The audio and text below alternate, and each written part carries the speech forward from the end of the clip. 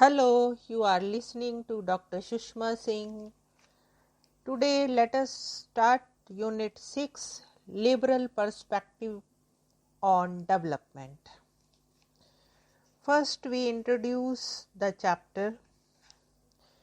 With roots in European Enlightenment, liberalism developed in the 19th century in the West.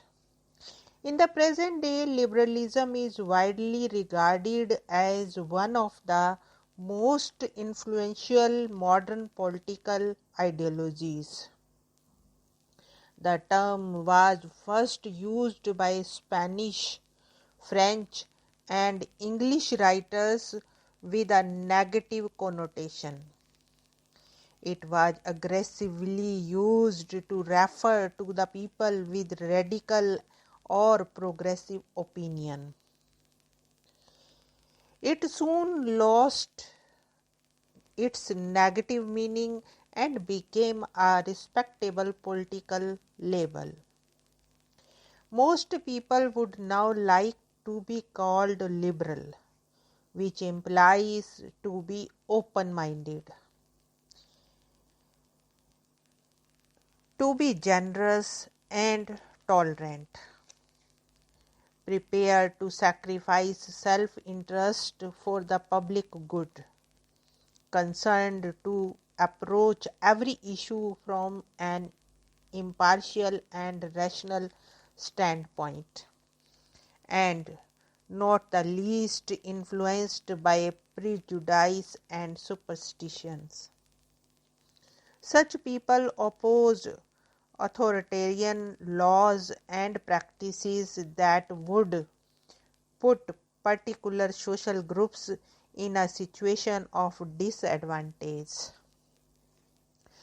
People with a liberal outlook support the right to free speech, the right to picket and protest, and the right of women, homosexuals, prisoners, refugees, and the rights of all marginal communities.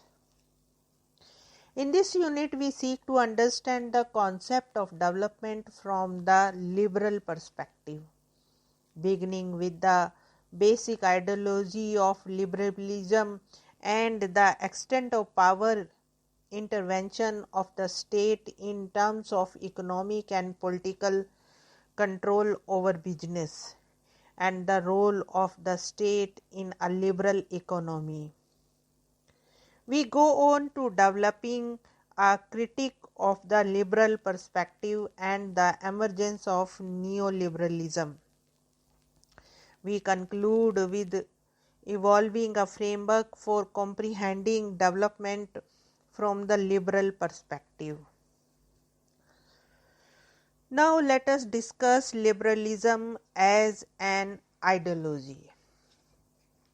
Liberalism has provided a unique perspective on social, economic, and political development.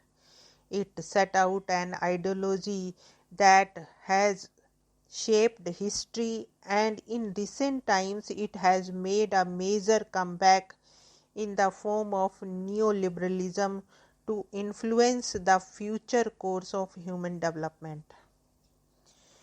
Human history over the past 200 years or so has been, in a sense, one of struggle between supporters of economic liberalism committed to the principle of the self-regulating market and the defenders of society who have sought to regulate the ways in which labor is engaged with capital, the exploitation of nature, and the money market.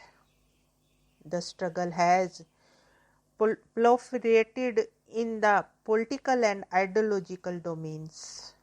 Each of the two conflicting perspectives has come out with the definite concepts, theories, and ideologies, and the techniques to realize the respective vision of society. The struggle over the virtues of the flexible labor market and the threats which they pose to livelihoods continues. The leading perspectives on development, namely the Marxist and the liberal, differ on the interpretation of social inequality and the methods to secure justice for the victims of unequal economic, social, and political arrangements. The argument has built on the issue of the scope of market prices. More specifically, the question of relevance here is whether the market forces should be allowed a free rein or there should be a regulation on them. The difference is whether development should be reduced to growth in productivity and per capita income or should be perceived in a broader perspective in terms of empowering the common people and the securing distributive justice for them. Ideologically, liberalism has stood out in opposition to the socialist ideals over the past 2 centuries.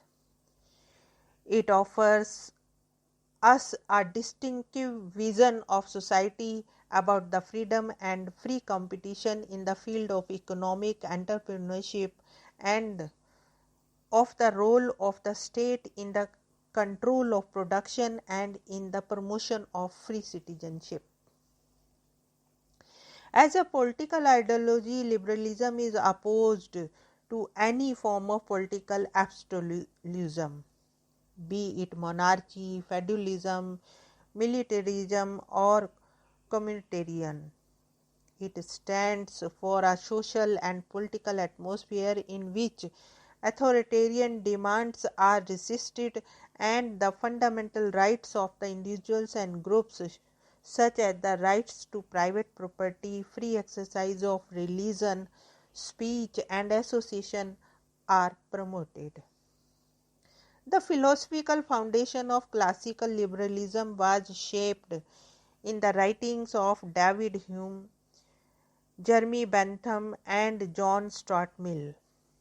These thinkers constructed the social contract theory based on the idea that the human beings are guided by enlightened self-interest, rationality, and the free choice, and the idea of free development of individual self in a free atmosphere with minimum of state control.